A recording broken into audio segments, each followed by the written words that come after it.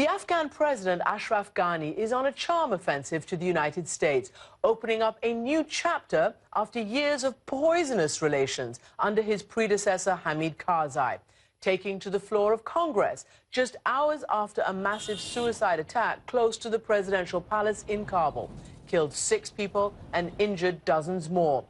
It's this continued danger that's the main reason President Obama has agreed to keep the full U.S. force in Afghanistan until the end of the year. And President Ghani offered a public thank you in return. Afghanistan has been the front line of the global battle against extremism.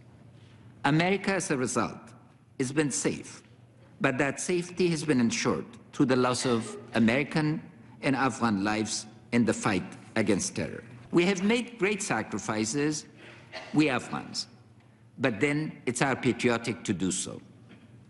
You, on the other hand, had a choice, and when it came to a fork in the road, chose to do the right thing.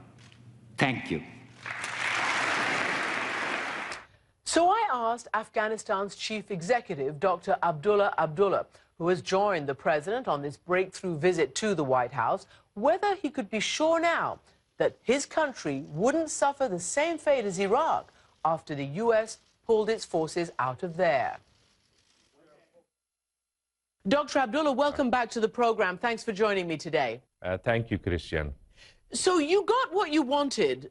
Your government, the president, has been asking for an extension of U.S. forces. President Obama has said they will keep the full complement at least for another year.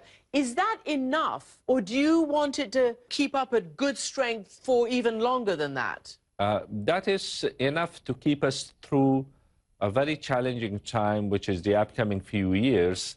And they will be able to maintain their bases in different parts of the country. And that will help us in the program that they are following, which is train, advise, and assist to our forces. And of course, we are grateful to President Obama in his administration that they have taken that decision. So let me just ask you in general, there's a massive explosion in Kabul. Doesn't this just point out such a fragile security situation that you still face a big threat from the Taliban and others? There is no doubt that security is our main challenge.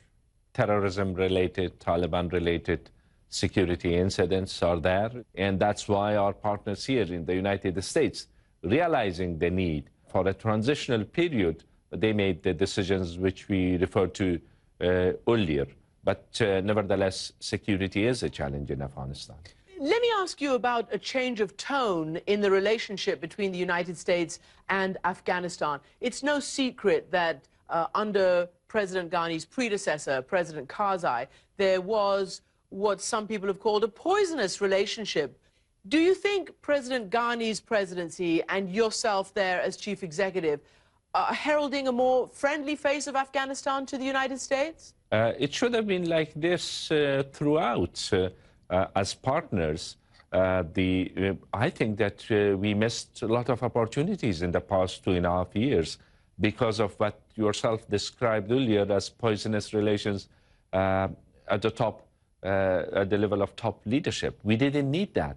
That was critical time for Afghanistan, and Afghanistan could have taken advantage of surge military civilian assistances in order to stabilize the country. And it's good that President Ghani talked about the sacrifices of the American forces. How come that we wouldn't do that? They sacrificed their lives. They paid the ultimate price. Appreciation of the contributions, taxpayers' money, being grateful for that.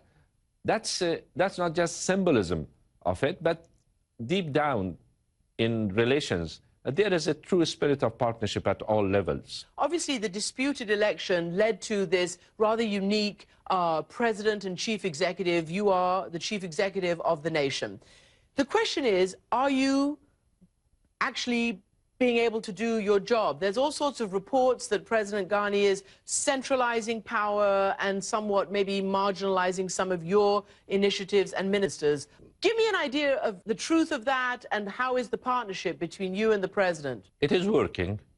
We are in we have inherited a very difficult legacy, and a legacy that every aspect of it needs prioritization and immediate focus.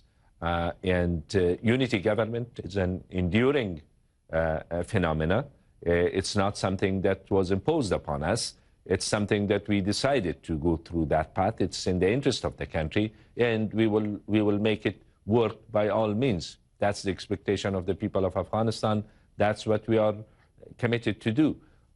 If you're talking about discussions, consultations, even without unity government, without this experience, there will be issues within governments which even one single party forms. Not only that, we will have to prove our competence in efficiency in governance, in dealing with corruption. Well, you mentioned corruption, and that is something that has really upset the Afghan people and upset your international partners as well.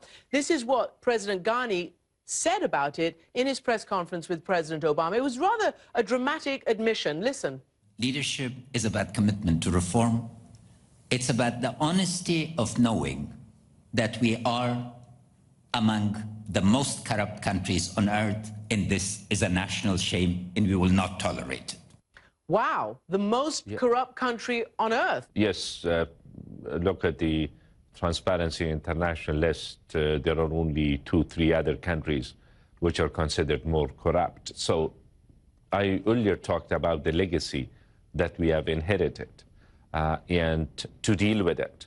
The political will is there. If the other challenges of Afghanistan all being dealt with, when we are not able to deal with the issue of corruption, still Afghanistan will have a chance to turn, God forbid, into a failed state. So it's as important, it's as critical, and that admission is an honest approach towards the challenge that we are faced with, and people of Afghanistan, most and foremost, people of Afghanistan are expecting us to deliver in this field. And particularly the women expect you to deliver. While you've been abroad, there's been this horrific case of this young woman who essentially has been burned to death on charges that may or may not be true of burning a Quran. I mean, this is still happening, 2015 in Afghanistan. Give women of Afghanistan some kind of hope about where their future lies under your government.